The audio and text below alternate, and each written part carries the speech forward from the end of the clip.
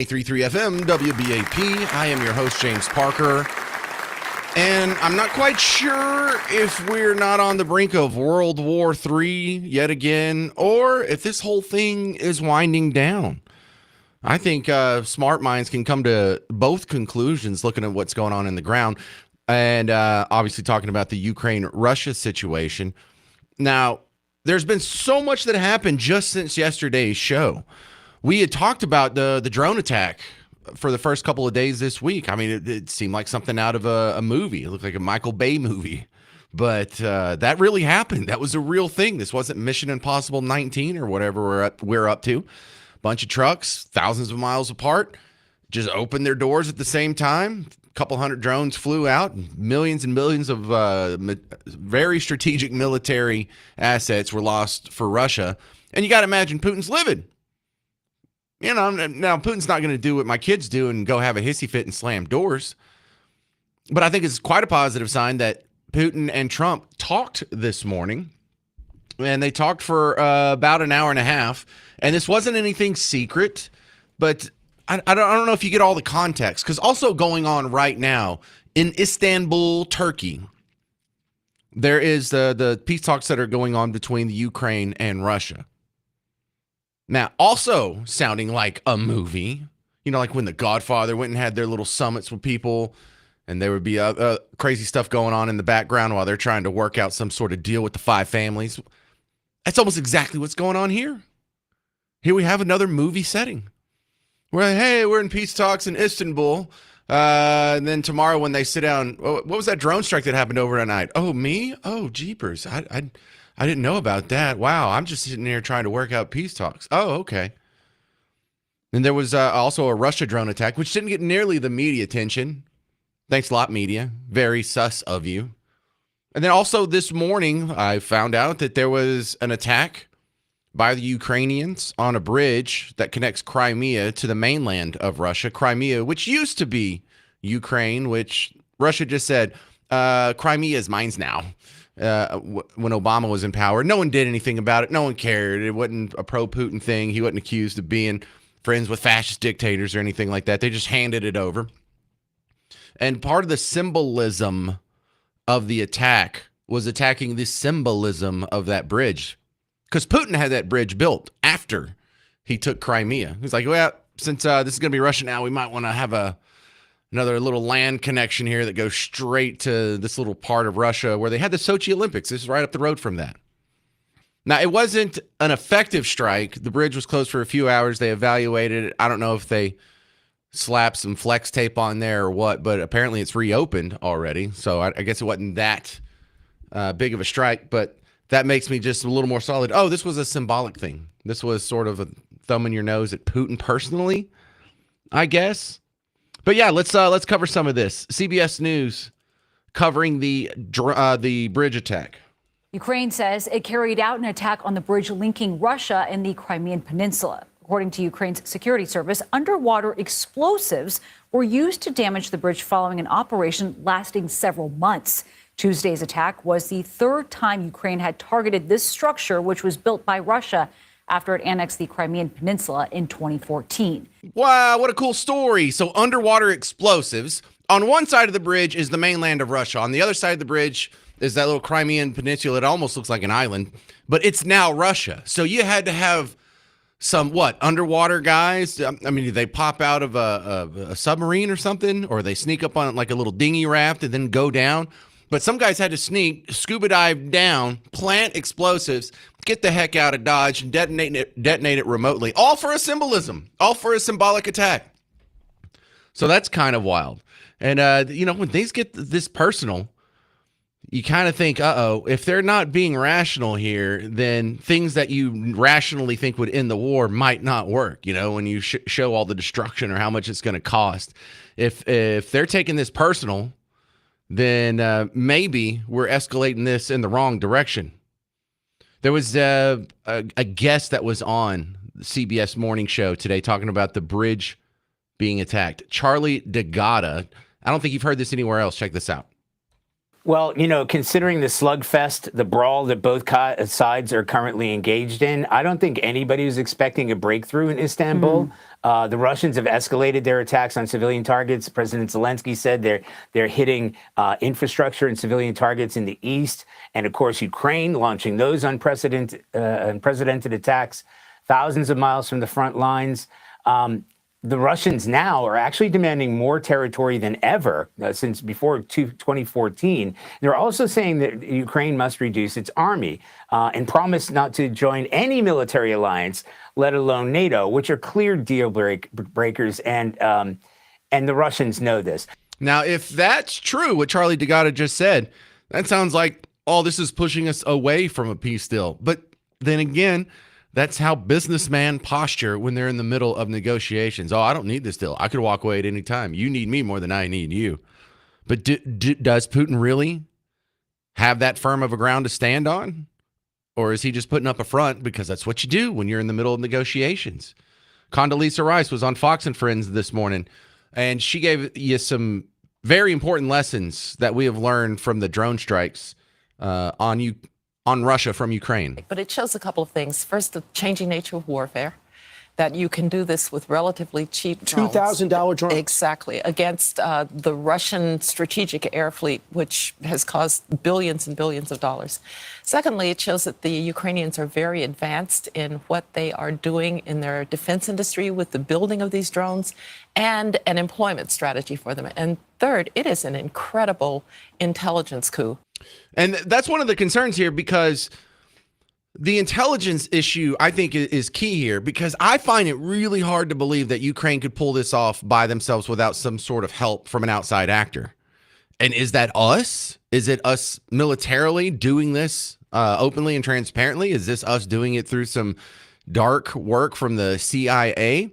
Or Condoleezza Rice brings up another super interesting point. Did the Ukrainians have help from inside Russia? Vladimir Putin is undoubtedly now wondering whether there was an inside job. You're probably going to see a witch hunt in Russia as he tries to figure out who did this inside. So it just shows that just with a little bit of help, the Ukrainians can make Vladimir Putin pay for his aggression. Wow. Think about that. Inside job. Now, I don't think that's the most likely scenario. It's possible. I don't think I would go so far as probable. But if that is the case, then this whole Russian experiment could be about to collapse again, just like the Soviet Union. You didn't know the Soviet Union was going to collapse until the day it collapsed. They weren't telling you like a week ahead. It's like, well, we're thinking about winding this whole thing down, or they didn't put in a 2-week notice. It just collapses. Just like when the Berlin Wall fell. You remember that? It was just one day. We're going to tear this down. Why? There was a protest. Well, really? That's it? Just going to collapse like that? But when an actual oligarchy falls apart, that means maybe some oligarchs were helping out the Ukrainians to weaken Putin, and someone else wants to take power. Oh, a lot of scuttlebutt there. But the big question is this Ukraine-Russia conflict winding down or ramping up? I'm leaning toward winding down, but let's see what Dr. Jeffrey Brodeur says from Rigaku. He'll be on the show next. 800-288-9227, 800-288-9227. I'm James Parker on News Talk 820 and 93.3 FM WBAP.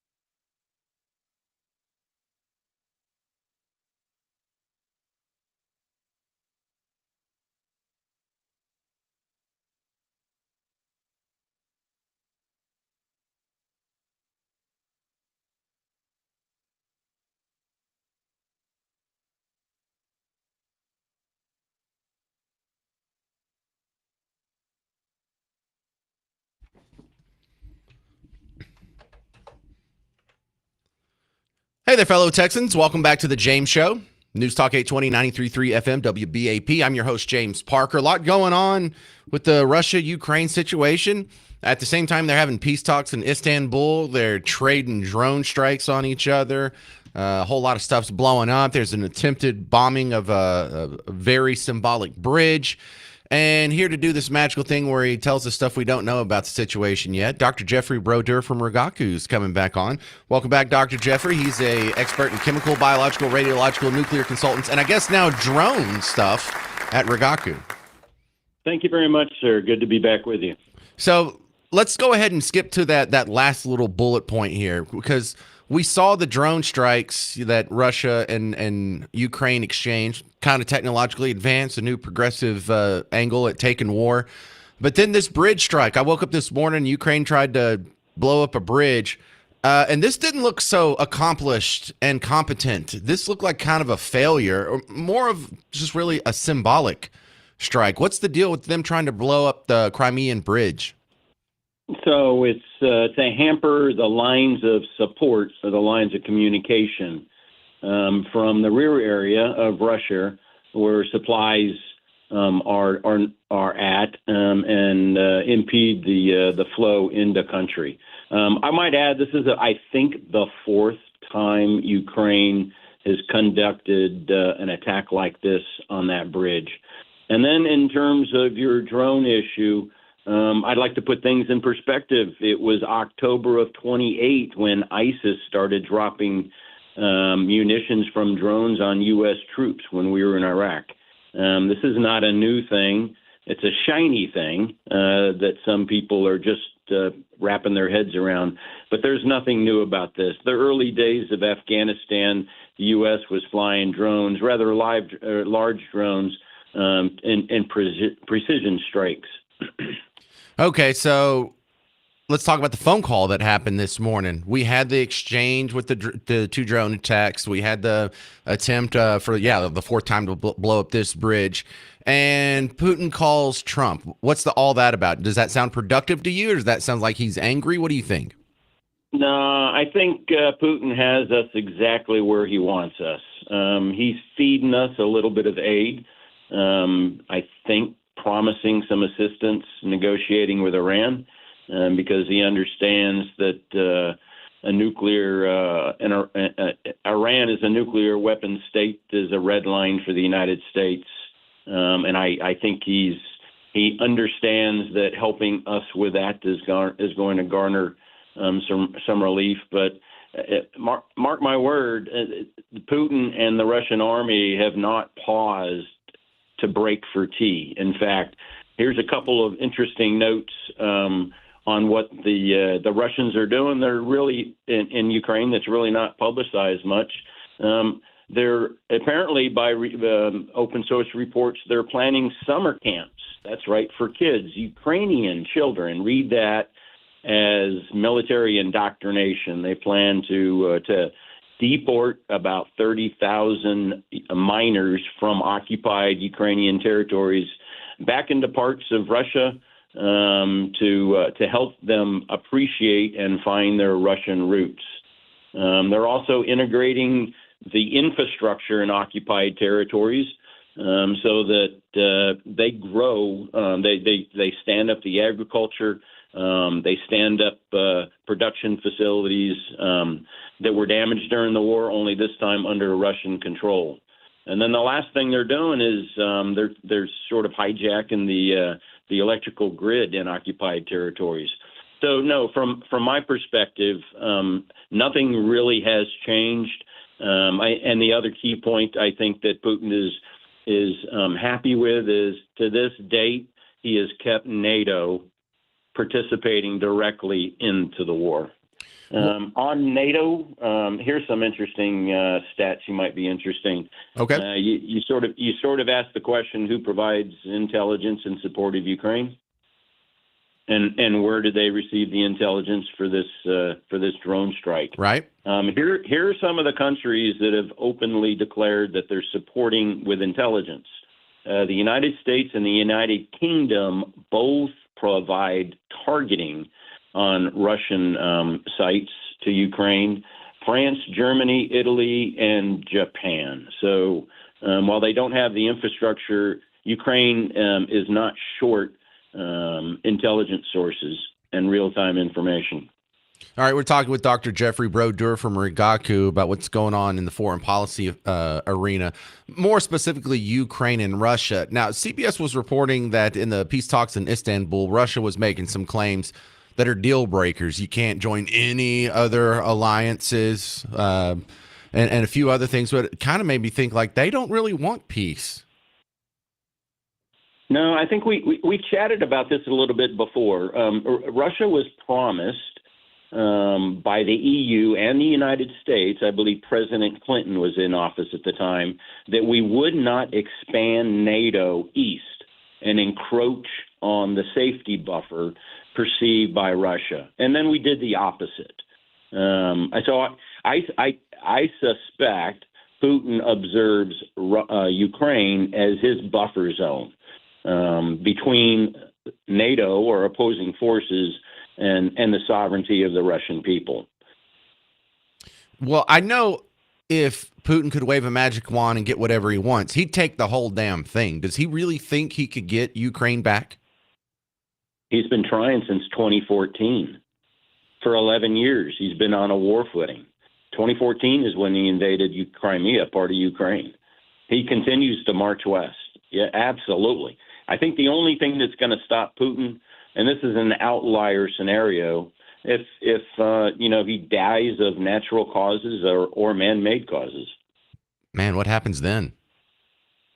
Yeah, that's the big question, right? So, "Love the One You're With" is a popular song. He could be replaced by somebody worse. Condoleezza Rice said on Fox and Friends that Putin has to suspect this could be an inside job. Vladimir Putin is undoubtedly now wondering whether there was an inside job. You're probably going to see a witch hunt. Your reaction to that, Dr. Jeff? Yeah, I think it's a nothing sandwich. So probably not. I really don't. And he may just kill 5 important people just to say he's still in charge. But it's not because of the drone strike. It's because he's got to remain in charge, and he can't have anybody inside of his inner circle that is not willing to die for him. Man, sometimes this really does just sound like a movie. Thank you very much for the insights. I appreciate your time again, Dr. Jeffrey Brodeur from Rigaku. You're the best. All right, I'm going to ask you the same question. Do you think this Ukraine-Russia conflict is winding down or ramping up? Now, with all the negative stuff that you just heard from Dr. Jeffrey Brodeur and from the clips I was playing in the first segment and all the scary stuff you're seeing flash across your TV screen and social media, I'm leaning toward winding down, and I'll explain myself next. 800-288-9227, 800-288-9227. I'm James Parker on News Talk 820 and 93.3 FM WBAP. Hey, homeowners. We are not out of storm season yet. We keep getting a little rain here and a little rain there, and the radar is not clear. And if you've been woken up by a storm, that's probably a good sign. You need to call my friends at Blue Ribbon Roofing. James Parker here for Blue Ribbon Roofing. Go to blueribbondfw.com. And if you don't trust me, the clever guy on the radio, look at some of the 5-star reviews. There's hundreds of them on Google, and you don't have to go to Google and look them up. You can go to Blue Ribbon. They are so proud of their work, and they do such a good job that they can just pass along, hey, here's a whole section where you can read our Google reviews, and go through, and you'll see a lot of other people enjoyed their experience and had some of their fears allayed. Because the number one thing that people are worried about is having to pay their deductible. If you get the bad news and you do need a new roof, how are you going to come out of pocket for that? Listen, Blue Ribbon Roofing cannot control whether or not you need a new roof, but they can help you not just put a new roof on, but work with the insurance company, see what some of your payment options are, and they'll work with you on that because they want you to enjoy the experience, and you leave a 5-star review when you're done. If you mention you heard it on WBAP and you do need a new roof, you get a free ridge vent ventilation upgrade. So call the family, John, Tish, and Trevor, blueribbondfw.com, blueribbondfw.com.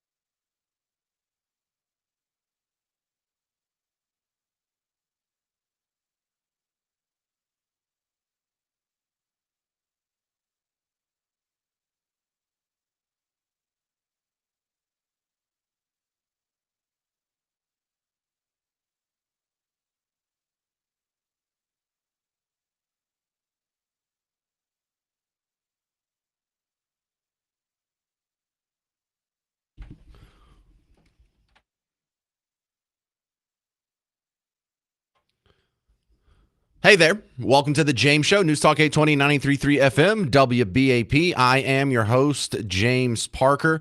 We are looking for the next venue for the James Show listener meetup, and it was a great one that we had in Keller last time. If you know a person that listens to the show that is either an owner or manager of a bar or restaurant or someplace we could do the next meetup, send me an email, james@wbap.com, or a Facebook message, however you want. That's my only criteria. Is the person who owns the place or runs the place has to be a listener of WBAP, and then we'll all get together on like a Tuesday or a Wednesday and hang out, have a few beers, tell some stories, and have a good time. All right, top story of the day is this whole situation that's going on with Ukraine and Russia. Now, Ukraine and Russia, they've been throwing volleys at each other for the last, 3 years now? Or is it up to 4 years? Let's see. No, 3 years. And Yeah. So 3 years and some change. Now, we don't cover it all day, every day, because it would get boring. This isn't the Ukraine-Russia show. This is a Texas talk radio show, and we usually focus on Texas stuff. But right now, we're in a special inflection point because they are at the peace talks right now.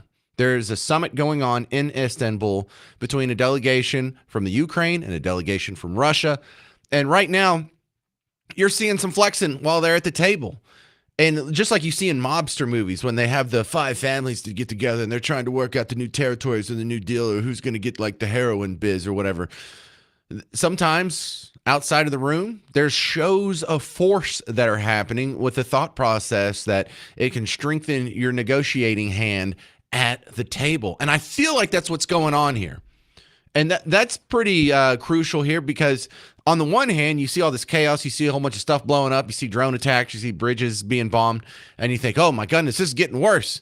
They want you to think that. That's a negotiating tactic. They want you to think, whoa, we've really got to, whatever it takes, or this is about to get out of hand. They want you to get emotional. So I don't know, but of all the things that are possible, you have to whittle it down to what's the most probable. And I think that's the most probable. I think Putin, if he does a good show of force here, he can ask for a whole lot and maybe get it. If Putin doesn't, then they don't have any incentive to be scared, or they can put their foot down, or we're not going to take a bad deal. But when you have all these things blowing up, and when you have suffering, when you have complaints, that can push. Businesses do this too. Heck, you see professional athletes do this. When they're in a contract year, don't you see a lot of fireworks? Don't you see them on their best behavior as well?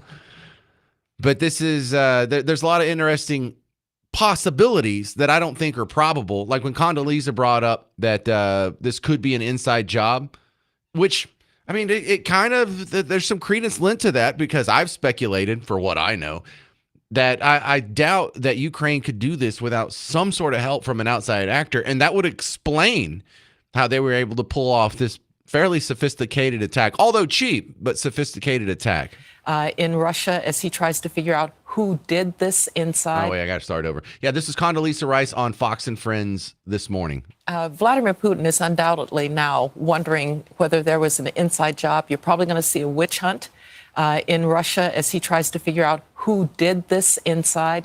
So it just shows that just with a little bit of help, the Ukrainians can make Vladimir Putin pay for his aggression. Also, Condoleezza Rice on Fox and Friends this morning was talking about Putin in the middle of the negotiations, thinking, you want Putin to think that he's better off stopping this whole thing, whether he gets what he is asking for or not. You're trying to put a pain point on him while he's at the table, hence the very obvious timing of the Ukrainian drone strike. Do you believe that the Russians have been sincere at all to this point in the negotiations? Well, I do think there's a little part of Vladimir Putin that recognizes, particularly that the energy infrastructure in Russia is degrading and that he would be better off to stop this war. But it's being overcome by that other Putin who still thinks he can extinguish Ukraine. And, he needs the president more than the president needs him.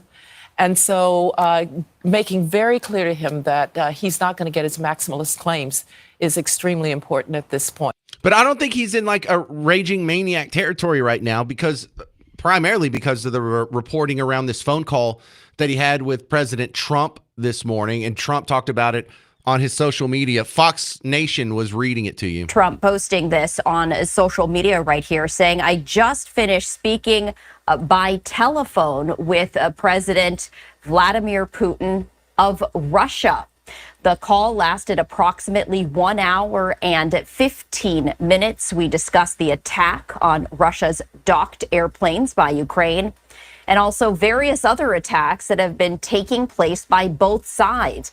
It was a good conversation, but not a conversation that will lead to immediate peace. President Putin did say, and very strongly, that he will have to respond to the recent attack on the airfields.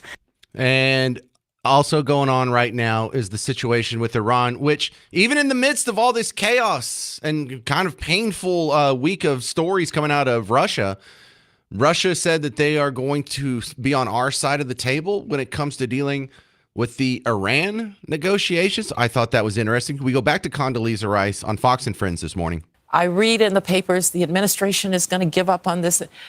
I never believe that you should try to speculate on what's going on inside. I've been inside. I can remember getting up in the morning and seeing the newspapers. The Bush administration should stop Iran from enriching. I think, why didn't I think of that? Right. Right. So we should be careful about speculating what the administration is thinking, but zero enrichment would be my view.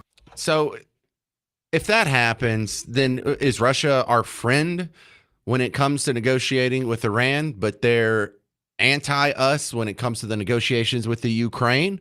Or is Trump successfully positing himself as sort of a disinterested third party who's just trying to work out deals and come up with world peace? Because if you start to wrap all this stuff together, what's going on in Gaza and Iran and Ukraine, we get all this wrapped up. I mean, how does this guy not get a Nobel Peace Prize? 800-288-9227, 800-288-9227. Coming up next on The James Show, Democrats are already working on impeaching Trump. I doubt it'll work. Jeff Crouere from Real America's Voice, and I will discuss it. 800-288-9227. This is News Talk 820, 93.3 FM, WBAP.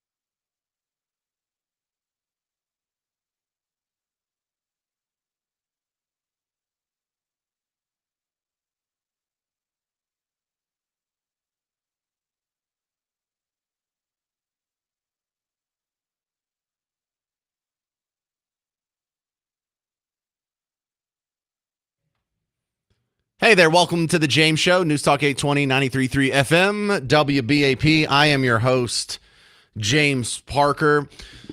So much of the news swirling around D.C., it's just a tornado of activity here in the first 5 months of Trump 2.0. And I think a lot of us would have guessed in the first 6 months that there would already be talks of impeaching the guy. And then here we are. And my next guest is going to help us break it down. His name's Jeff Crouere. You can see him on your TV on Real America's Voice. He's also a radio host. But he's actually a friend of mine. It's funny because welcome to the show, Jeff. Garrett booked you. He's like, yeah, I got a good guy to talk about this tomorrow, Jeff Crouere. I was like, I know that dude. So welcome to the James Show here on WBAP, Jeff. Hello, my longtime friend. Good to be with you. Thanks for having me. Well, let's just go ahead and jump right in it because this is your wheelhouse. This is where you dominate, talking about the scuttlebutt in D.C. Yeah. And we know this is all political theater. We know this is all for show. We know this is just to rally the base, and whoever's pitching this, they're going to get some attention and they're going to get some name recognition. They're going to get to do a bunch of interviews. But even if it is just a big kabuki theater, it kind of works. It really, like when they tried this on Trump 1.0, it really did rally their base. It really did work out well for the people who were trying it. They got all kinds of notoriety and whatnot. So, Jeff, your thoughts on the movement already to impeach Trump? Well, I mean, Democrats deliver for their base. I mean, Democrats impeached him twice. I mean, Democrats passed radical legislation under Biden. I mean, Democrats do it. I mean, and of course, if they have an opportunity again, they'll impeach him again, and they'll investigate him, and they'll make his life miserable, and they'll investigate the family. That's what Democrats do. I mean, they act. Republicans just talk. So I have no doubt that they will do it again. I mean, of course, it's based on nothing. I mean, they're all crazed lunatics. They all have Trump derangement syndrome. But, I mean, they're going to deliver. They don't deliver anything of consequence, but they certainly deliver good Trump bashing and impeachments, and that's what they'll do. Well, here's the other thing that has me concerned, Jeff Crouere, is we saw them do this between his two terms. In that 4-year span, they decided, we're going to go ahead and arrest this guy and charge him with the crime. We'll figure out later what the crime is. They had already made up their minds that they were going to take him to court and charge him with something, and then they just backfilled the excuse for it later. And that's what they're doing here. What has he done that requires impeachment? I don't know. We're going to impeach him, and we'll just figure it out when we get there. Exactly. And they're going to investigate him, and they're going to claim that he's mentally incompetent, and they're doing that now. Of course, everything that they did not do with Joe Biden, who actually was mentally and still is mentally incompetent. But no, what Trump has done is he's secured the border. I mean, he's brought down inflation. Military recruitment is up. I mean, he's trying to bring peace to the world. I mean, he's trying to do what he can on his own with no help from Congress and certainly no help from the Democrats. So, yeah, of course, there's no reason to impeach him. There wasn't a reason to impeach him for the phone call to Zelensky back in 2019. There was no reason to impeach him for January 6th when he told people to peacefully and patriotically make your voices heard. None of it was worthwhile, but they did it anyway. Because that's all they have, James. They just have Trump derangement syndrome. That's it. I think it's important that we go ahead and bring this up and start the conversation before they do, because when we set this level of context, then it's going to be obvious what they're doing, because the midterm elections, they're happening next year. And right. I think one of the main pillars that they're going to run off, maybe the main talking point in their platform, is going to be, we need a majority in the House so we can impeach Trump. And I think that's going to be the thrust of the midterm elections. Yeah, they offer hate. That's an anti-Trump derangement syndrome. They offer really nothing of any positive consequence to people. I mean, you just look at the Biden 4 years. I mean, people were hurting economically. The border was open. I mean, America really suffered. Didn't matter. I mean, all they wanted to do is try to, go after Trump and prevent him from running again. Amazingly, he was able to still evade all of that, run again, win again, and now he's back in office, and he's even better than he was the first term, in my opinion. So, yeah, I'm glad you're having a conversation now. That is what they're going to do. They have nothing else. They've got no leaders. I mean, I cited a poll in my recent column. Pete Buttigieg is their leading candidate for president in 2028. That's how pathetic they are right now. Well, we're talking with Jeff Crouere. He's a talk show host on the radio, and you can see him on TV on Real America's Voice. Can you hang on for another segment? Because I wanted to ask you about that SAM, the Speaking to American Males initiative. I want to ask you about the big, beautiful bill. We got a lot to chat about. Can you hang on for another segment? I don't know if you're. Yeah. Yes, sir. Yes, Okay. sir. Be glad to. Because we only scheduled him for one. But this is Jeff Crouere from Real America's Voice. You're welcome to share your thoughts as well. We'll talk about Speaking to American Males, thoughts on the big, beautiful bill, and all things Trump coming up next with Jeff Crouere. I'm James Parker. It's News Talk 820, 93.3 FM, WBAP.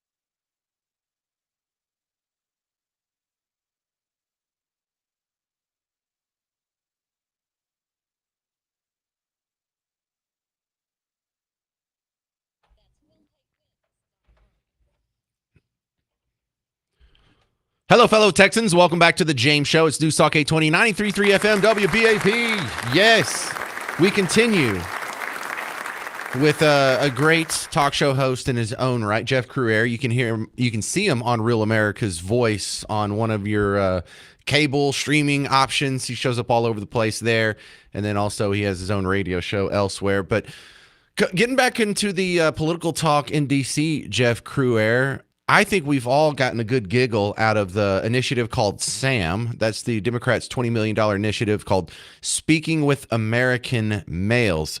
And I just enjoy watching them try and invent reasons that they lost, they pushed males away, except for admitting the real problem. Well, I mean, the real problem is their message. The real problem are their candidates. I mean, the real problem are the consequences of their policies. Exactly. And males, I think, have just had enough. And they left the Democrat Party in droves. So, yeah, they have a real problem. They have a real problem with candidates like Pete Buttigieg, who's leading right now in 2028. That'll win us over, won't it, Jeff? And Kamala Harris, who was their nominee in 2024. I mean, they don't have JFK anymore, James. They don't have Harry Truman anymore. They've got people like that. Well, I wouldn't even go.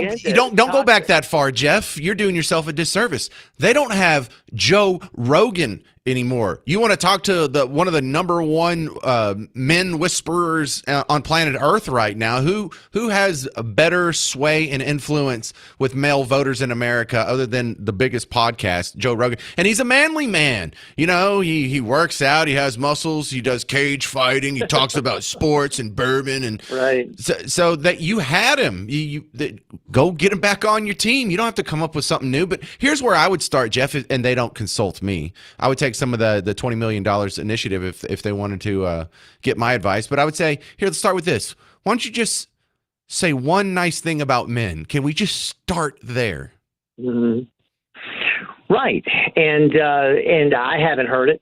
All I see are people like Tim Walz, who plays a role of a real man, but he's not.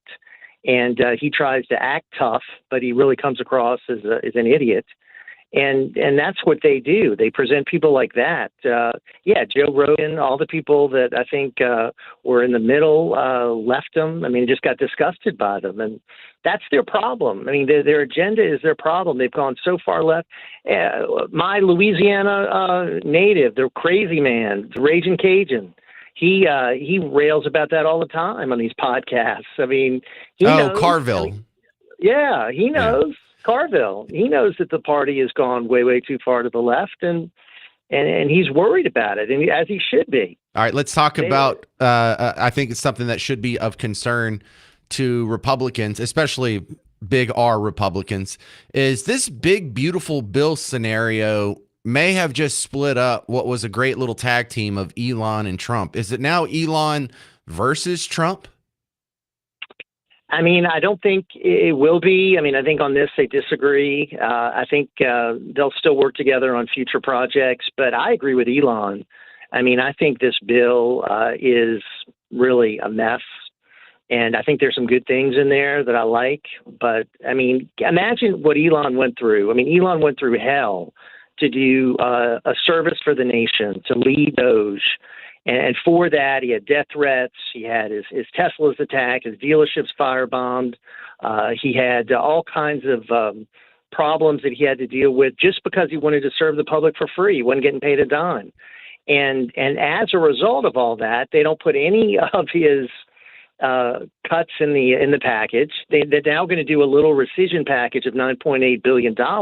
Whoop-de-doo. Peanuts. Yeah. That's peanuts. Yeah. I mean, he identified about $170 billion on the way to doing $1 trillion in savings. And I mean, it was a massive service to the American people. It's the best thing we've had since the Grace Commission in the 80s, and it's even better than that. So I can understand why he's upset, James. Jeff Crouere from Real America's Voice. Why does Trump support this? Trump wants his tax cuts renewed. He is really keen on that. And I think that for him is his number one goal. And he feels like he has to put this coalition together to get it through. The Republicans have barely any margin in the House. So they got it through. What I'm hoping, James, is they can fix it in the Senate and they can satisfy the fiscal conservatives like Ron Johnson and Rand Paul and Mike Lee. And those are people I all really admire. And if they come on board, if they see some cuts, then we can get this thing through. But we're a long way from that. But I do want to see the president succeed. I mean, I'm a big supporter of the president. I want his agenda to go through. But I don't want another kicking the can down the road. Republicans have been doing that for years. They were given power to act.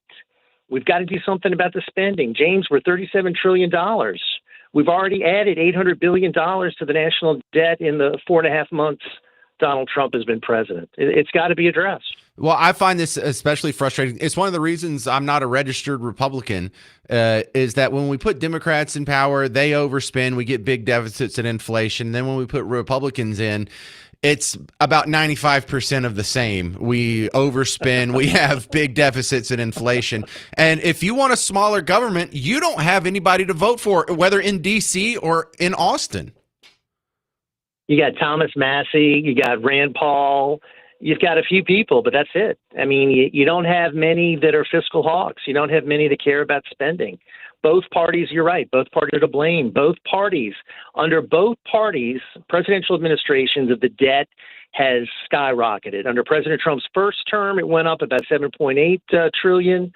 Under Joe Biden, it went up 8.6 trillion. And we're on the road to increase it even more now. Well, that's So what we this is the talk time about to do it. when we gripe about the deep state. This is what we mean. It means doesn't matter who you send down there. There is just this organization that has this inertia that can't be stopped, no matter how hard you vote. Jeff Crouere, Real America's Voice. How do we find your work online, sir? My website is my last name, crouere.net, CROUERE.net. All the good stuff is on there. And James, it's been a pleasure. Thank you for having me. Good to talk to you again, Jeff. We'll have you back on soon. Yes, sir. Thank you. All right, fun stuff. Now, my next story, hilarious. If I had Crouere for another segment, I know he's got some hot opinions on this one. But it is insane that Anthony Weiner, a guy who went to prison for repeatedly sexting minors on 3 different occasions, is now running for mayor of New York City. And I think it's just absolutely insane. New York City! On top of that, The View, the ladies of The View, are cheering him on. The delicious audio gold is coming up next. 800-288-9227. 800-288-9227. It's News Talk 820, 93.3 FM, WBAP.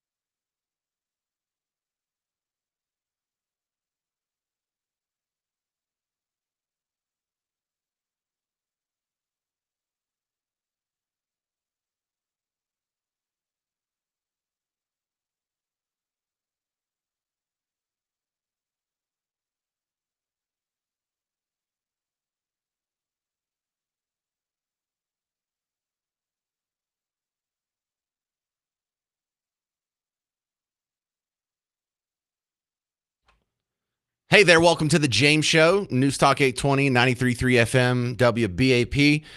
Does the name Anthony Weiner ring a bell? Anthony Weiner is the guy. This story is the first time I really thought that we're plugged into the Matrix. We're not actually living a regular, real planet Earth existence here. We're just some power cell for the robots. They've already won the revolution, and we're just we're imagining all this. This is just being typed in by some AI bot that's running us through a simulation, because there's no way the guy who keeps sending Weiner pics is named Weiner. You've got to be kidding me. And then on top of that, this isn't like a Brett Favre situation. He's sending it to minors on top of that. So, okay, what's the guy's wife's name? And I kid you not, look it up. Her name's Huma. Huma. Now, when she's out in public, she doesn't use his name, but in marriage speak, her name is Huma Weiner. I'm not making that up. Like, that really happened. And ever since 2011, I've been above 50% in my belief that we're plugged into a simulation right now. We're in the Matrix is what we're in. We all got a good laugh at that. Ha ha.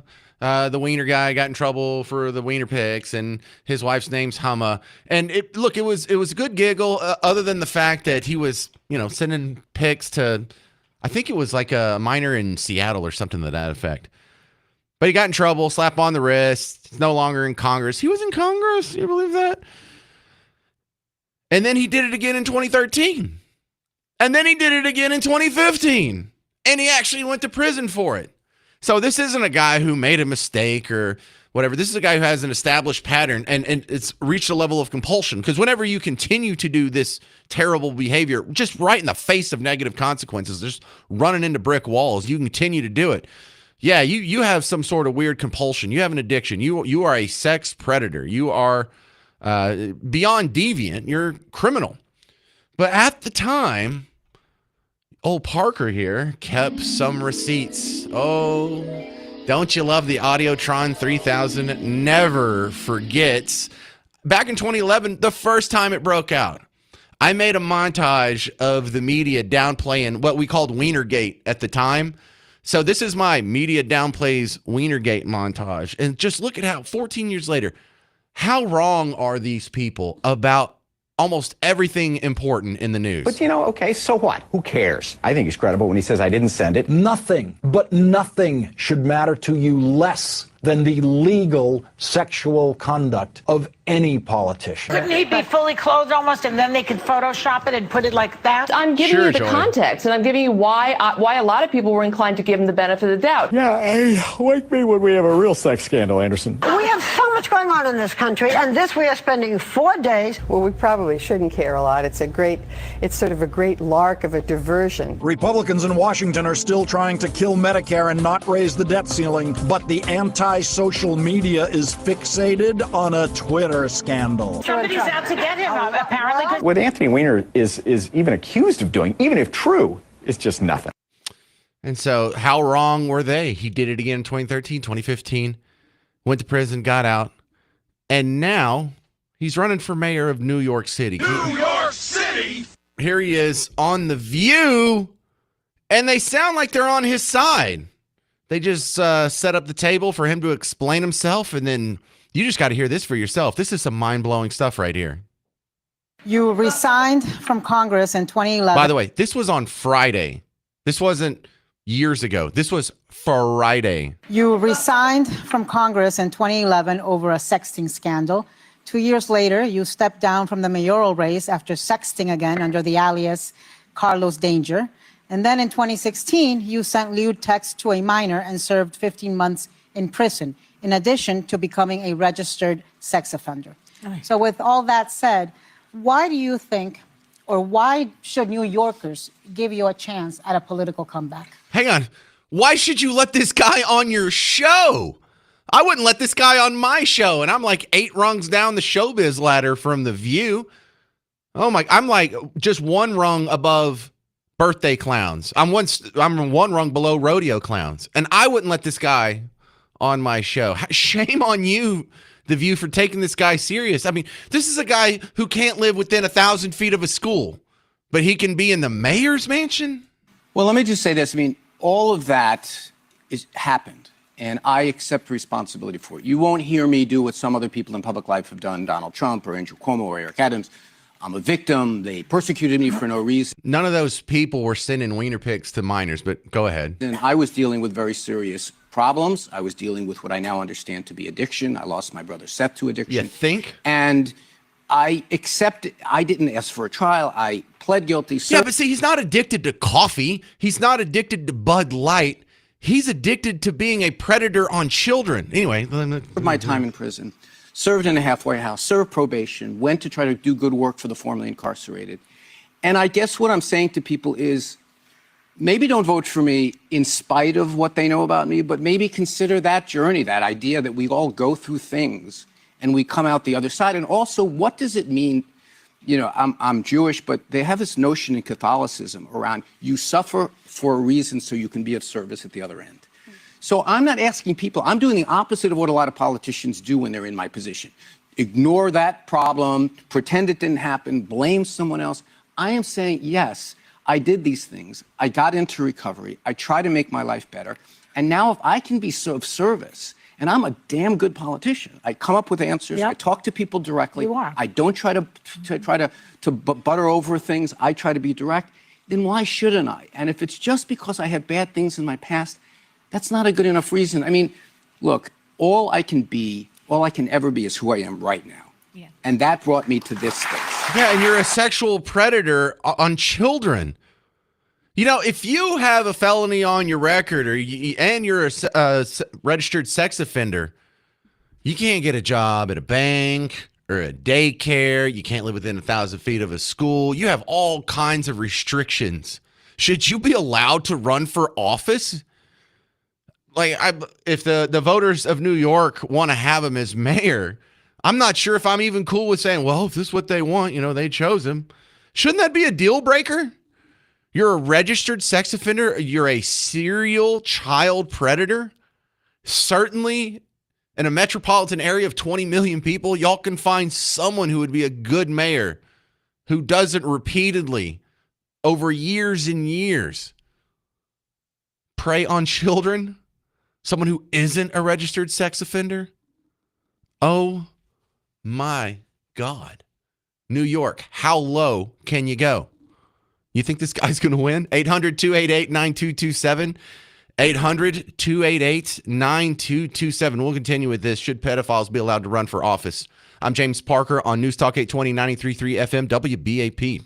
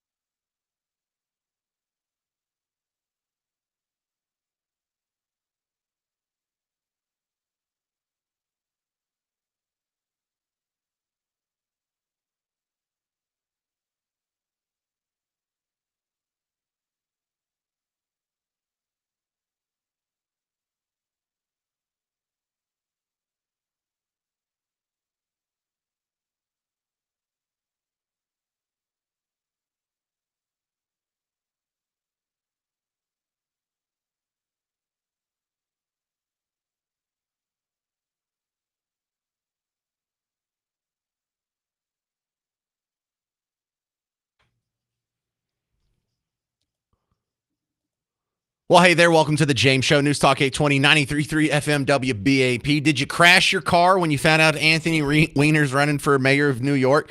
Did you crash your car when you heard him on The View? And they were deferential to him. They were cheering him on when he's like, I'm a damn good politician. They're like, yeah, you are. Well, yeah, listen, I go to the justice.gov, and you can find a little bit of paperwork here on former Congressman Anthony Weiner, whose first wife's name, Humma. I just can't get over that because I'm a child.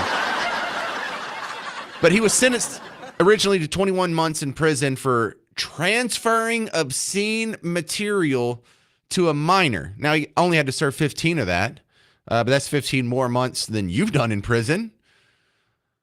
And transferring obscene material to a minor, is that a bad thing? I thought, do you just have to be a middle school librarian to do that? I didn't know that was a felony in some instances, but not in others. And I'm scratching my head. Shouldn't be, if you're a convicted felon and on the sexual offender registry list, should you be running for mayor? Should you be allowed to run for mayor? Now, that's one of the things that you had to hear up and down last year when Trump got convicted, and he was now a convicted felon. Remember how that was like a disqualifying factor? Who's a convicted? Who would vote for a convicted felon? Donald Trump is a convicted felon. A convicted felon, convicted felon, a convicted felon, a convicted felon. Convicted felon, a convicted felon. A convicted felon. A convicted felon. Convicted as remember a that? felon. Remember that all the way? I remember all the way to last year when being a convicted felon was a deal breaker to people, and it was a big deal. 800-288-9227. Are we in the Matrix? Is that what we're discovering here? This can't be real. Ryan in Hazlitt, you're on WBAP. Your thoughts on Weiner? Hey, James, I think you need to dig a little bit deeper. That Humma, she was the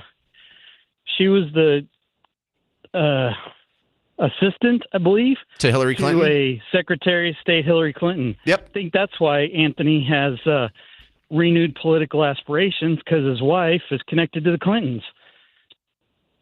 That's a former connection. Now, I'm sure they're all still friends, especially in a professional setting. But the even more dastardly part is because he couldn't keep his wee-wee off of pictures that he was sending to children. When the FBI came and picked up his laptop, they actually found some traces of Hillary Clinton's emails because, there's a little bit of overlap there. So if anything, you would think Hillary Clinton would want that sloppy actor the heck out of Dodge because he almost sunk her once before. Yeah, but that family will do anything to get back in power in any way, shape, or form. None of us doubt that, Ryan. None of us doubt that at all. It's just crazy when you see the weird overlaps that this all has. This overlaps with the Hillary Clinton email scandal, and then you have the other Hillary Clinton scandals that were going on involving, falsifying evidence. And man, that laptop, this guy, when you're that compromised, when you have that level of immoral foibles, you got to think this guy just must be blackmailed to the hilt. Like, that's why they were taking everyone to Epstein Island, so you get blackmail material on them. Love that theory. Andre and Irving, you're on WBAP. Your thoughts on Weiner? So we knew this when I lived in New York, that Weiner was a sleazebag when he was in the city council.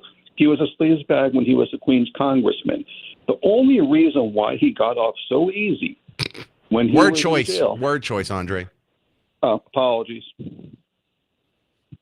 Okay. Still there? Yeah. So the only reason he got off so easily when he went to jail was because his connections with his wife, Huma Abedin, who was Hillary Clinton's personal assistant. Mm-hmm. If it was any other regular pervert, he would have gotten 5 to 15 years easily for sending pictures of his private parts to a little girl. Well, 3 times. 3 times he did that. And then he goes on live TV and says, "Oh, I have an addiction." No. I drink cups of coffee every day. People smoke cigarettes. That's an addiction. You touching little kids and sending pics to little kids? No, you're a disgusting pervert who has a much bigger issue than that. Yeah, I'm also realized to a bigger issue in New York. That's the best New York can do.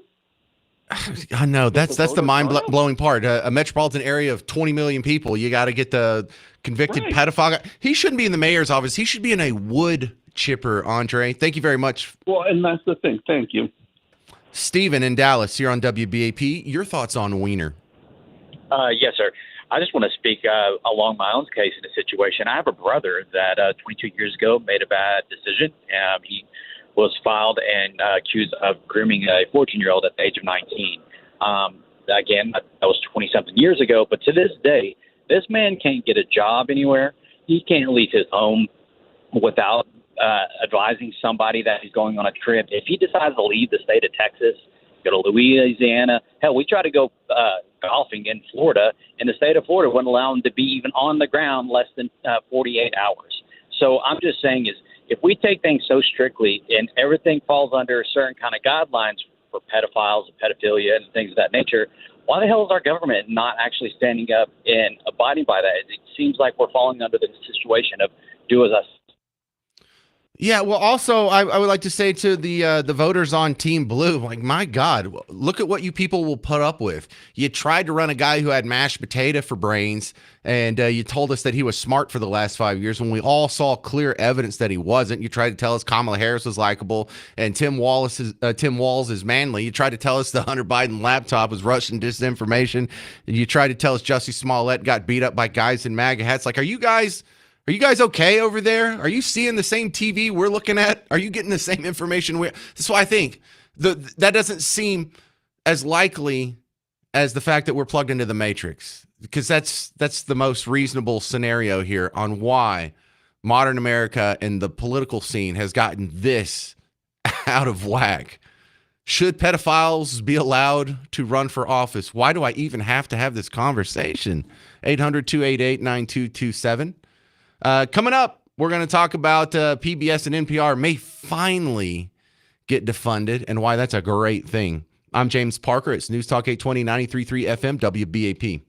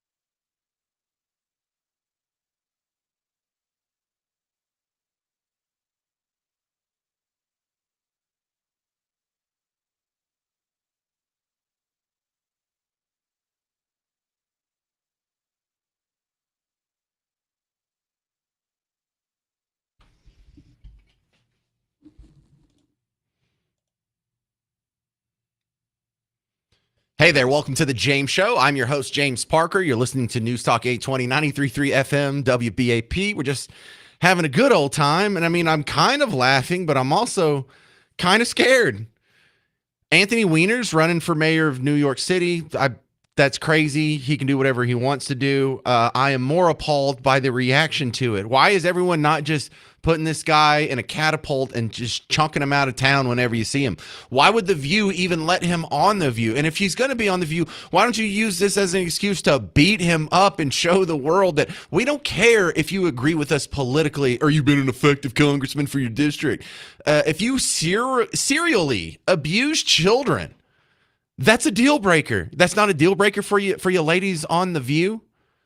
So if you're not familiar, if you're just joining us, Anthony Weiner was in Congress up until 2011 when he got in trouble for sending pics of his last name to an underage girl. I think this was in Seattle or something like that.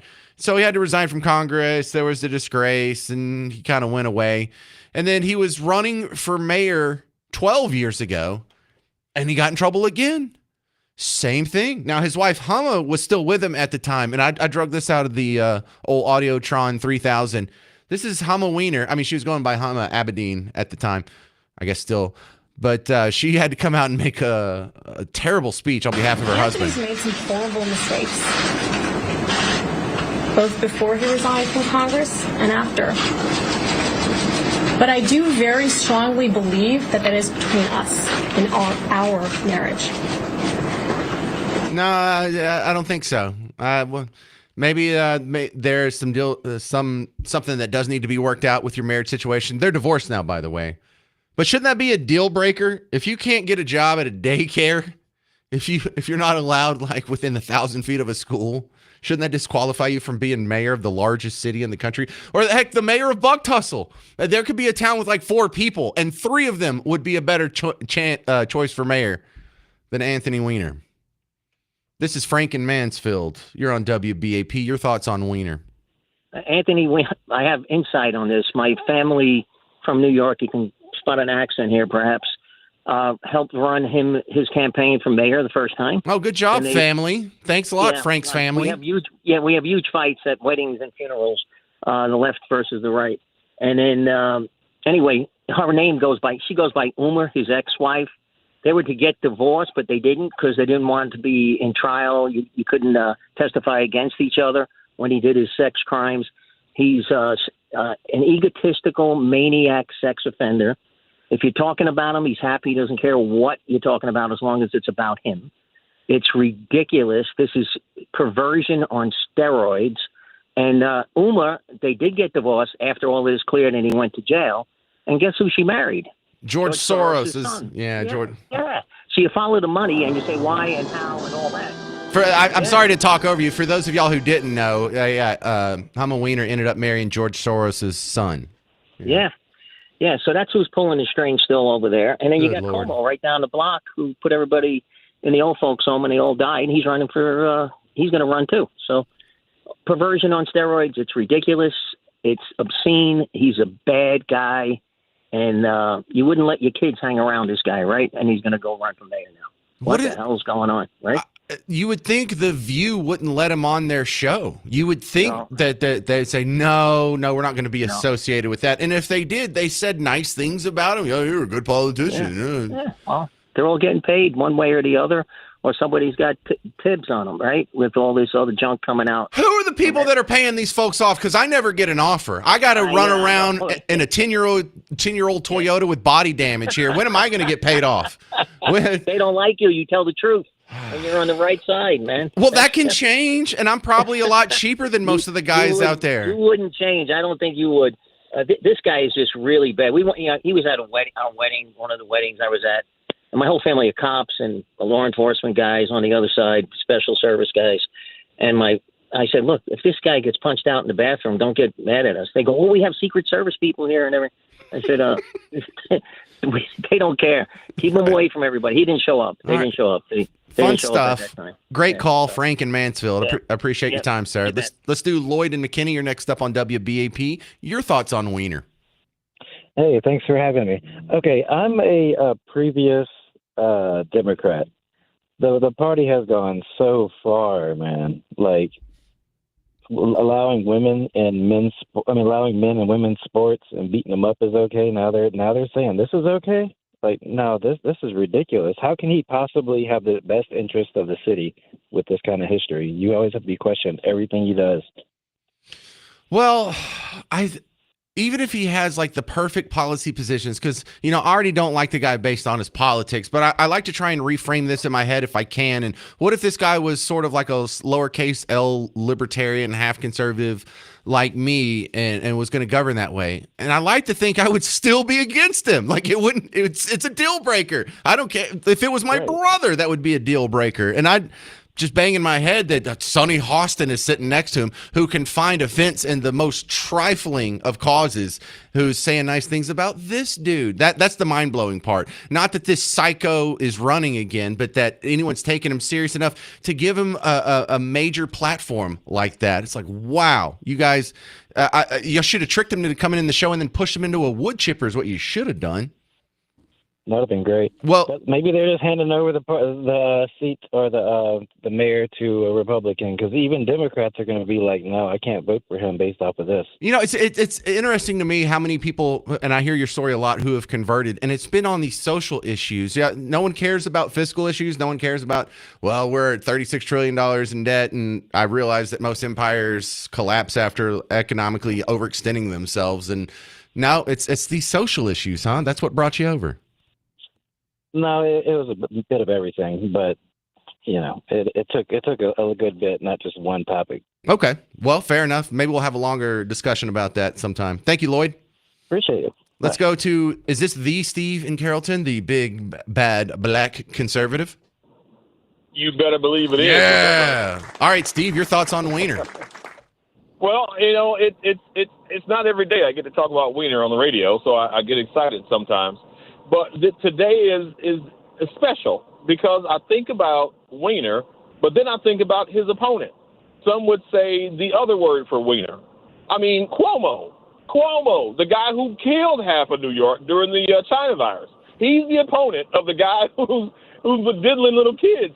I don't understand the people in New York. There's no good answer, from what I can see, as to why the only options in New York are the craziest of crazy people.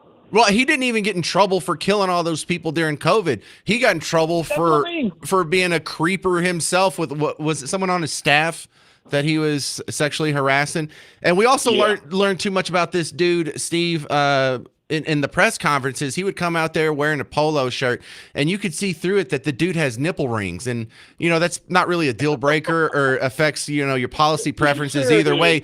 But when you're in your mid-60s and you're rocking nipple rings, you have some sort of weird sex thing going on, because you're not a rock star. It doesn't go along with the territory of what you do for a living or for a hobby.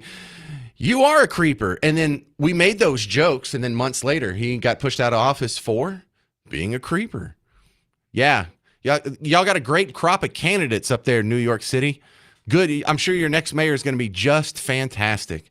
Coming up next. Yeah, I want NPR and PBS to be defunded, but wait until you find out how absolutely biased they have been with your tax money. That's coming up next on The James Show. News Talk 820, 93.3 FM, WBAP.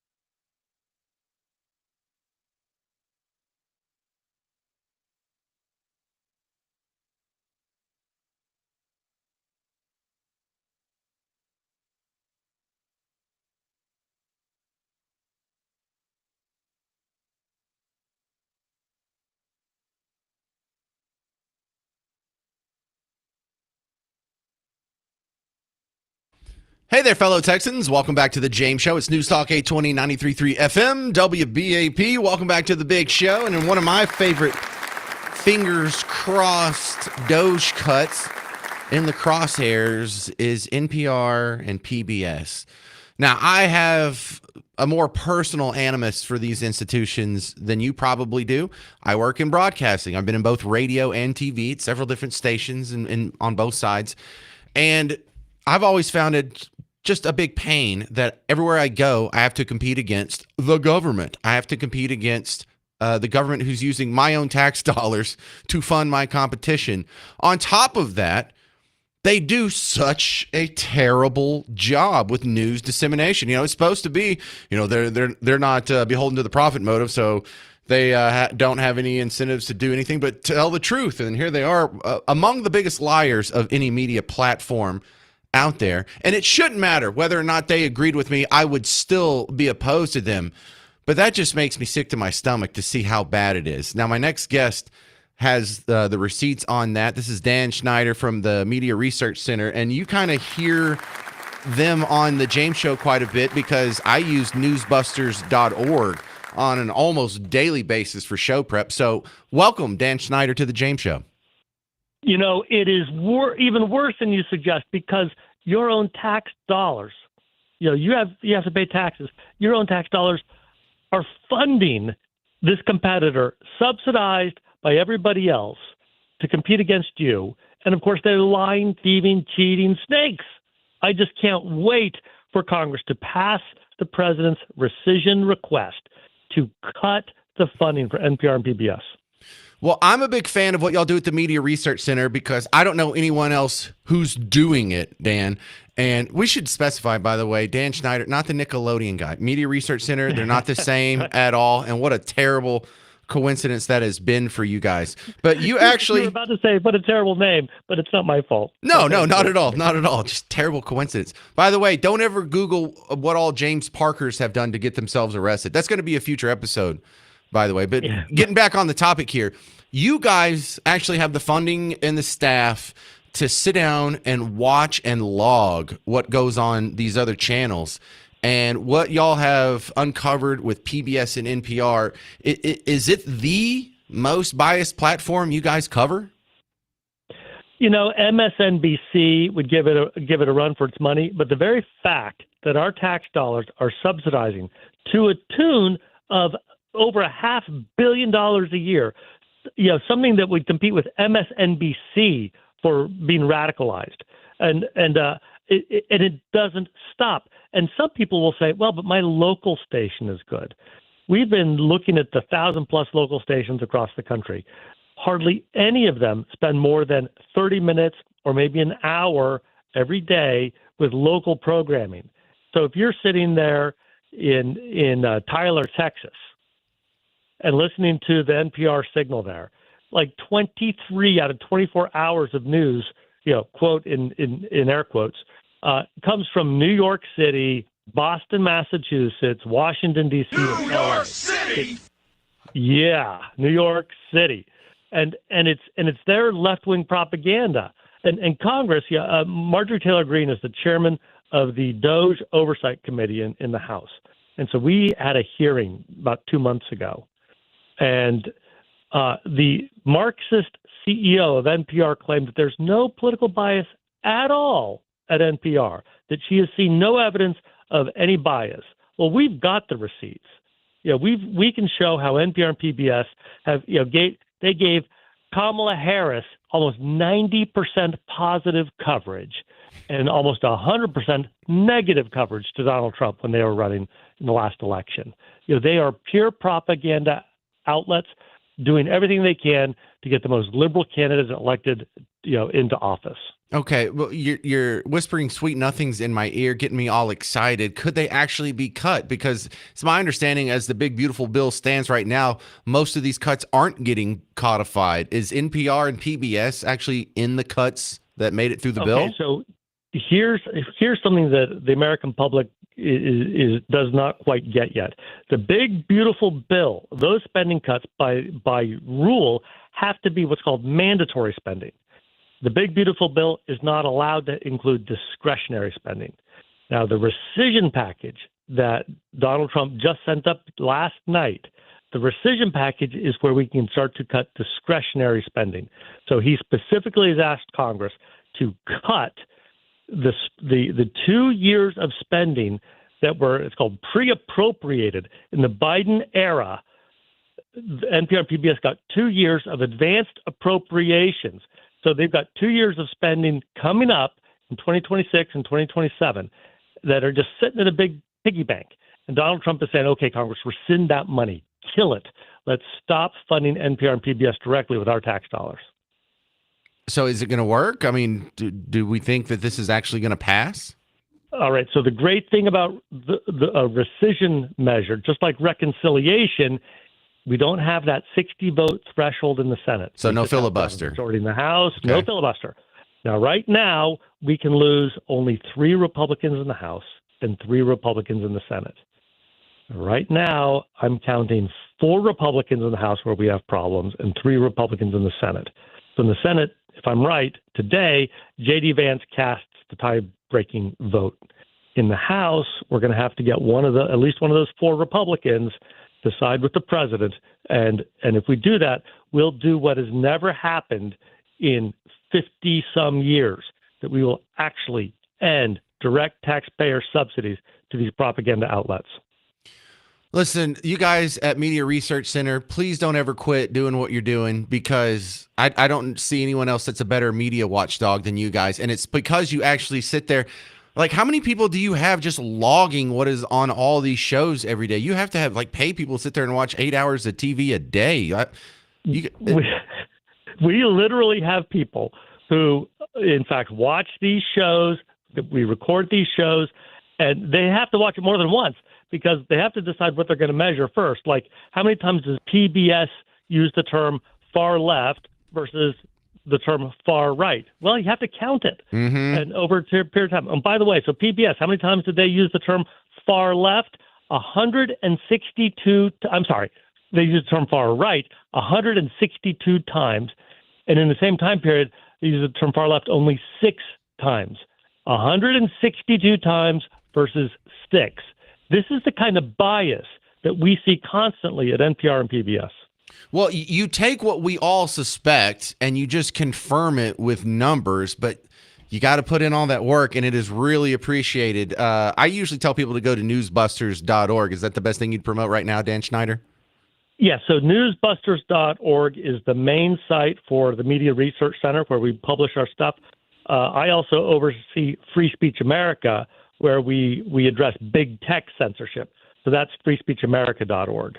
But Newsbusters, you can get all of our content there, newsbusters.org. All right. Well, again, great work. Thank you very much for the insight, Dan Schneider, and I hope they die and are buried in a shallow grave. Thank you, sir. From your lips to God's ears. And when I say that, I don't mean the people that work there. I mean just metaphorically the institution of NPR and PBS themselves, the Corporation for Public Broadcasting, whatever.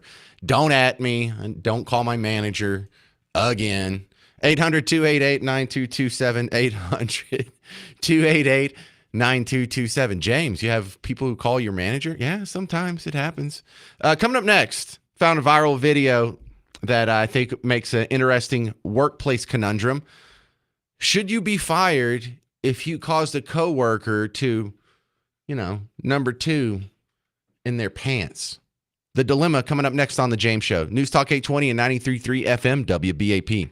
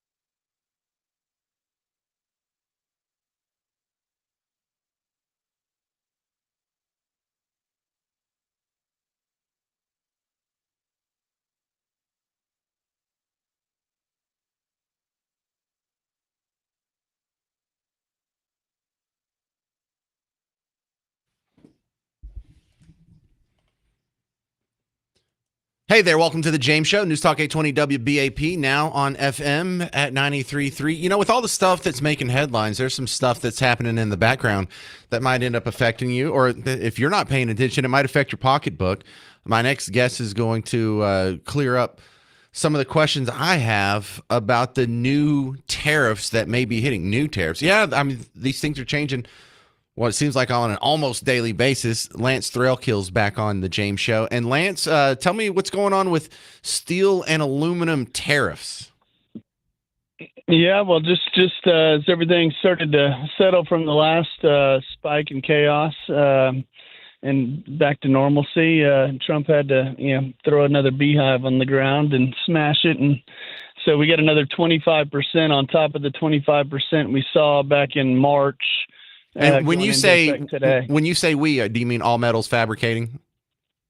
Yeah, we as a country, we as a manufacturing industry, everybody across the board will be impacted by 25% additional tariffs on all steel and aluminum. Well, I guess what I'm really asking is, have y'all seen any of these price hikes hit you yet?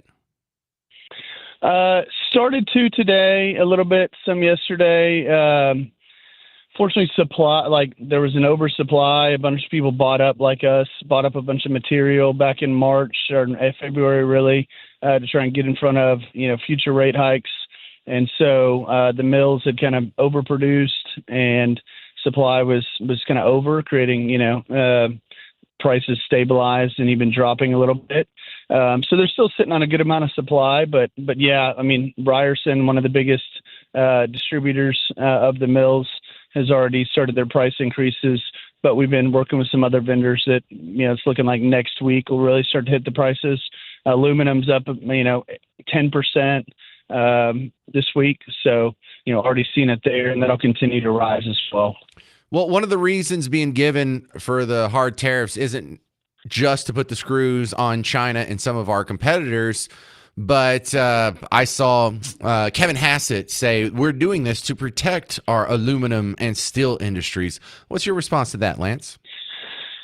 That's the narrative. It's just not accurate. The reality is that the amount of aluminum and steel. So I guess they're talking about is aluminum and steel mills, and that's just a small percentage of the manufacturing industry in the United States.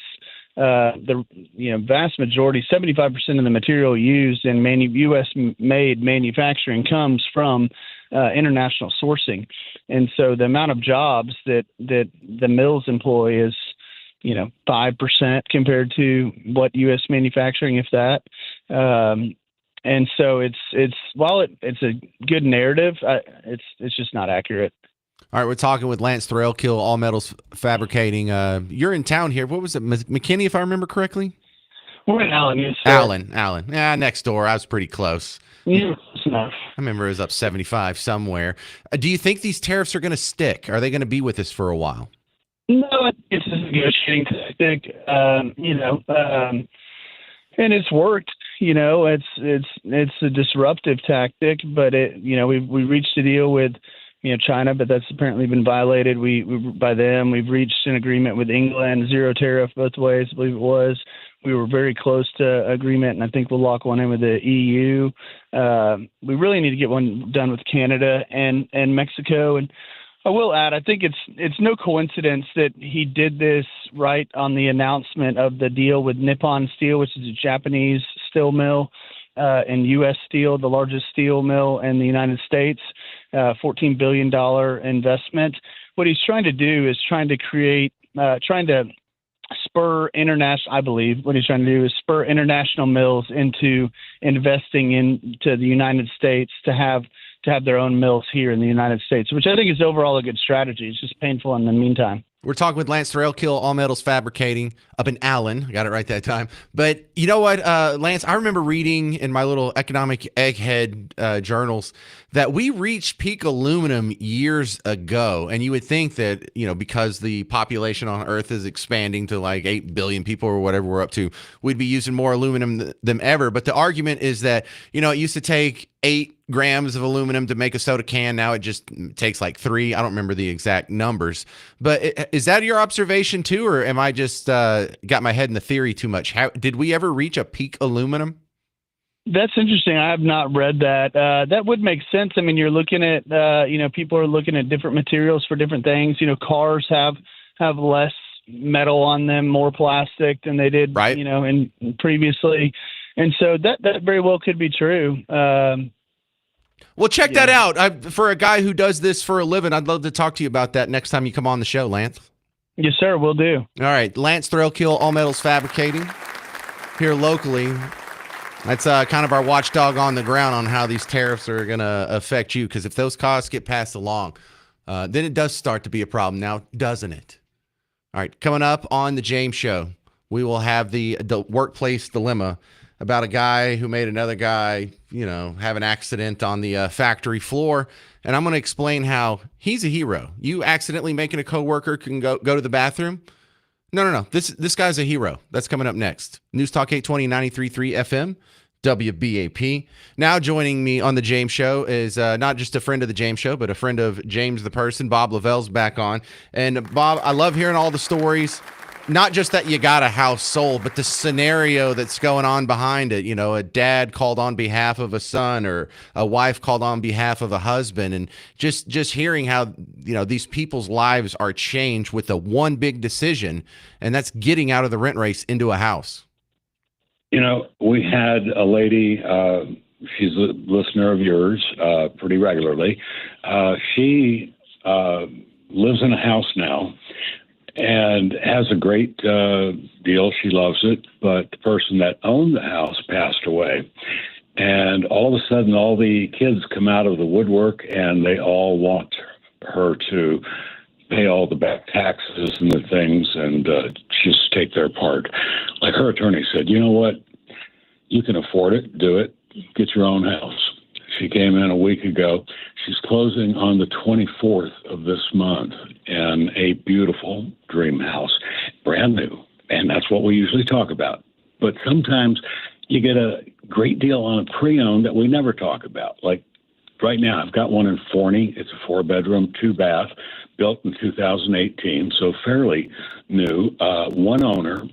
It's immaculate. Low everything about it. It's great.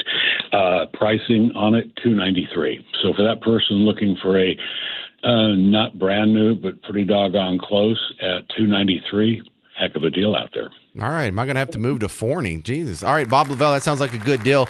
If you want to see what he can do for you, 972-392-9595. His phone number is 972-392-9595. Don't be worried if you don't think you make enough money or your credit's not good enough. Bob can work with you. Call 972-392-9595. Thanks again, Bob.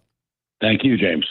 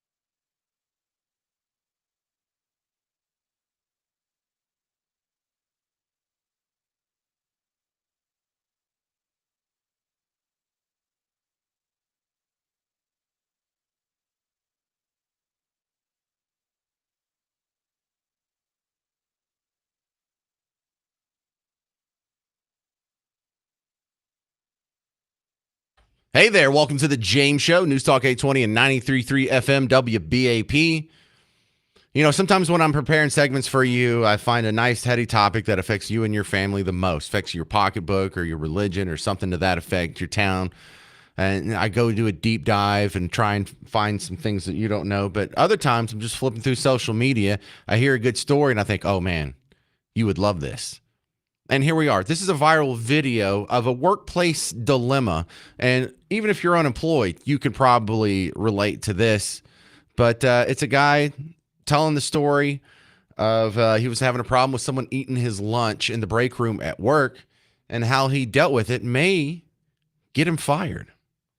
I'm about to get fired from my job, or at least I think I am. I'm waiting for them to come get me because basically I made an employee crap their pants on the floor because someone kept stealing my lunch. So I put a crap ton of laxatives in my lunch, right? Because stop stealing my stuff. Figured that'd be the easiest way to catch them.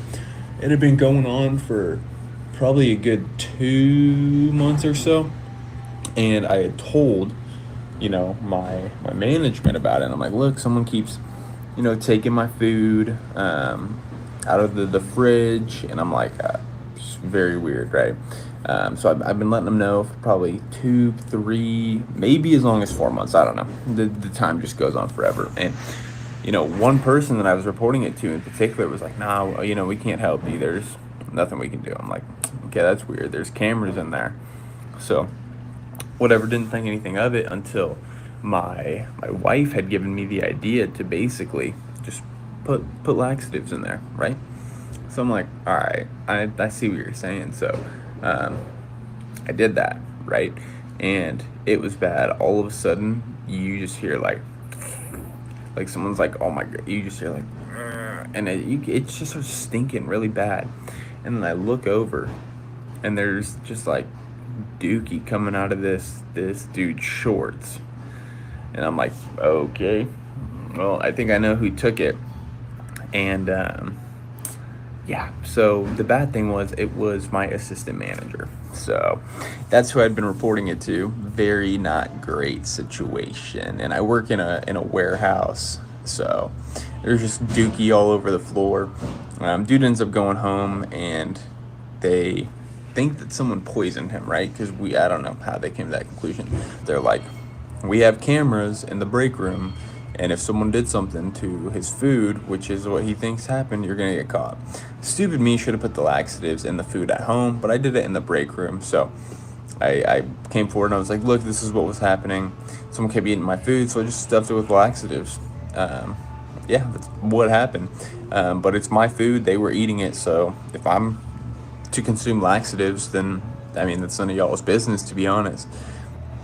And they went off on me about it, and they're like, all right, we need you to go wait in the office, and we'll be there shortly. But you're gonna be in big trouble. Fired? This guy needs to get a raise. This guy is an American hero. He had a problem. He tried to solve it the right way. He tried to follow the rules. He went to his manager and told him the problem. They didn't do anything to help him. Oh, he tried to do the right thing, HR nerds. But then I think the real genius here is his wife, because didn't he admit it was his wife's idea to do the laxative thing? First off, your wife, brilliant. Maybe she should get hired on and be the manager there. But that's the kind of out-of-the-box thinking that employers say that they're looking for an employee. They don't want you to just be a robot. They don't want you to just be some easily led automaton that just does whatever it says. They need innovators. They need thinkers. They need people who can think outside the box and get it done. Find a path forward when no path forward exists. This behavior should not be punished. This should be celebrated. This should be encouraged. And this should be a great lesson for all of you. You have some trial or tribulation coming up in your life, whether you're experiencing it right now. If not, you're lucky, you will have one soon. And I want you to think of this guy. When someone's stealing your lunch, did he have a hissy fit? Did he cry? Did he just lay down and let it happen? Well, fine, I'll bring 2 lunches so someone else, if they're going to eat my lunch, I'll still have something to eat. He found a way that hopefully I can be this genius if I'm ever in a similar situation. But when you're in a situation like that and you don't think you can see the answer, think like this guy. Think about, can laxatives be the answer to your problem? Sometimes, yes. Sometimes, absolutely, laxatives can be the answer. So, no, this guy shouldn't lose his job or get fired. I mean, if you're the manager who embarrassingly, had the trots on the factory floor, I can see why you would have an incentive to not have to look at this guy at work every day. But that's on you, lunch thief. You should be firing the thief. You should be firing the thief who, then you smelt it, you dealt it. Does that apply here too? That old words of wisdom. I think that was in my fortune cookie yesterday, but I'm asking you, should you get fired for causing a coworker to go number 2 in their pants? I want to hear from you, your thoughts on what I think is an American hero. 800-288-9227. 800-288-9227. The tale of an American hero continues next on The James Show. News Talk 820 and 93.3 FM, WBAP.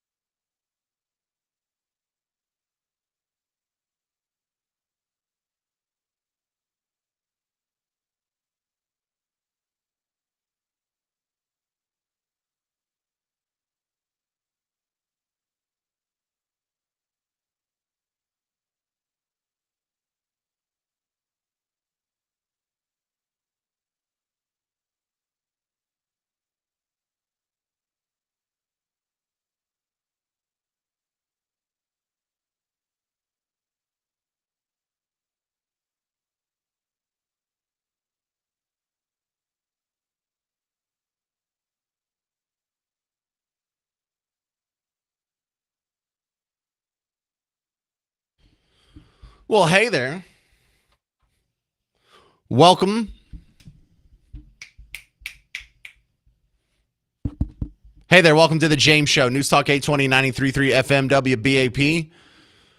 We have a great story about a man who was getting his lunch stolen at work. So he filled it with laxatives. Turned out his boss was stealing his lunch, and it made him have the trots on the factory floor. And looks like he's getting fired for it. I don't think he should get fired. I think he should get promoted. What do you think? 800-288-9227. Let's go to Charlie in Fort Worth. Should he get fired or promoted? Absolutely not. James, thanks for the call. We had the same problem at my shop where we worked. The brown bag thief kept on, and so the party got tired of it. So he planted a cow chip in his sandwich, real good and tasty. Oh, my God. That solved the problem. He didn't like cow chips. Okay. Well, Charlie, I'm going to go throw up now. Thank you very much for your call. Everybody understands what a cow chip is, right? City people, do y'all know what he's talking about? It's doo-doo, okay? You made him eat cow doo-doo. Steve in Plano, fired or promoted? What do you think? Totally promoted, make him the manager. It happened to me. I've never heard of anybody doing that, so I almost pooped myself sitting in traffic listening to you tell that story, because I was in high school and somebody kept stealing my lunch. And so after it happened 3 or 4 times, I made a peanut butter and jelly sandwich, but the jelly, I mixed a box of black drought laxative. I don't even know if it's available anymore. It was years ago. Into the jelly, so it looked like preserves. And it never happened again. My lunch was stolen that day, and there was this kid in my school. He was a mooch, and I would carry chiclets, gum, in my shirt pocket. And he would always ask, if he saw me chewing gum, he would ask for some. So I'd always share. Well, he would always pick out 2 or 3 pieces and put them in his pocket, and then take 1 or 2 to chew. And I just thought it was yeah, so I thought that was kind of, well, then come to find out there's another laxative called Phenamid that looks just like chiclets, except they're a little longer. Nice. And not square. And you got him And good? So I emptied the box, filled it up with Phenamid, and I had the real gum in my shirt pocket. So I was eating gum, and he goes, Howard, give me some gum. And so I gave him the box, and he poured out 3 or 4, put it in his pocket, and put 2 in his mouth, and took off. And he never asked me for gum again either, so it works. Well, you're just spreading the love everywhere, Steve. I bet your high school stunk. Thank you very much, sir.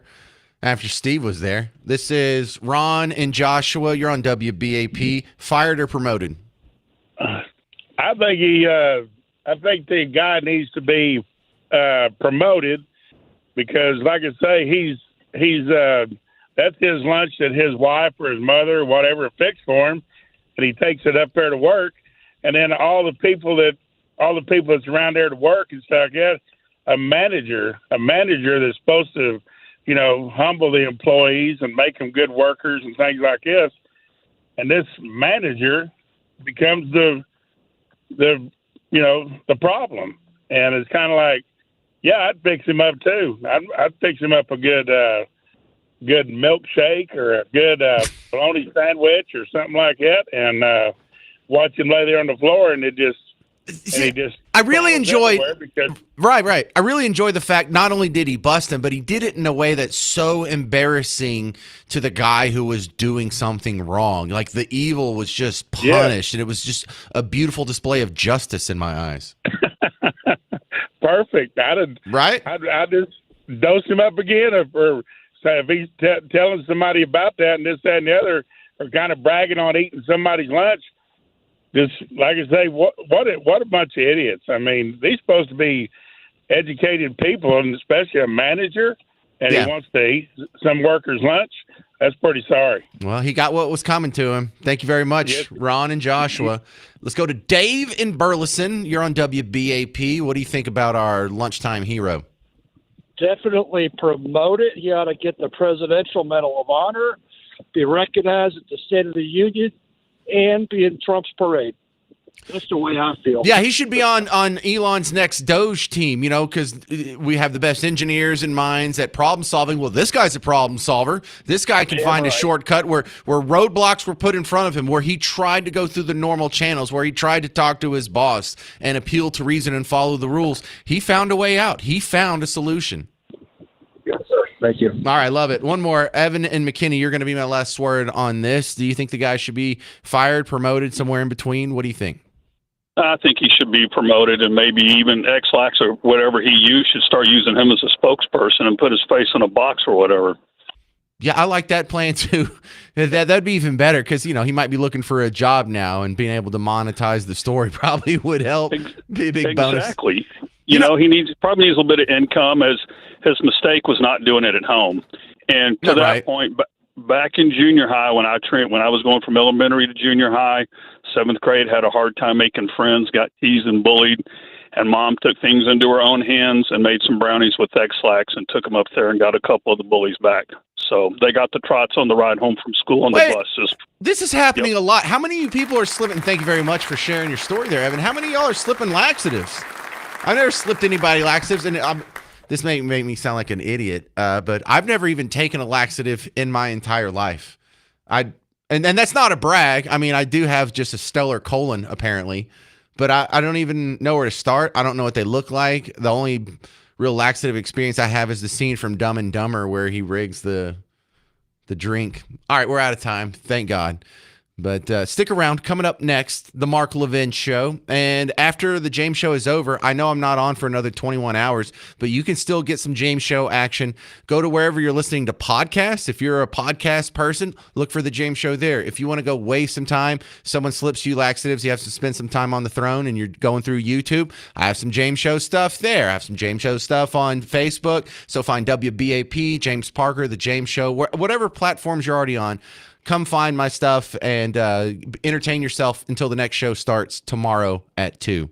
I'm James Parker. This has been The James Show on News Talk 820 and 93.3 FM WBAP.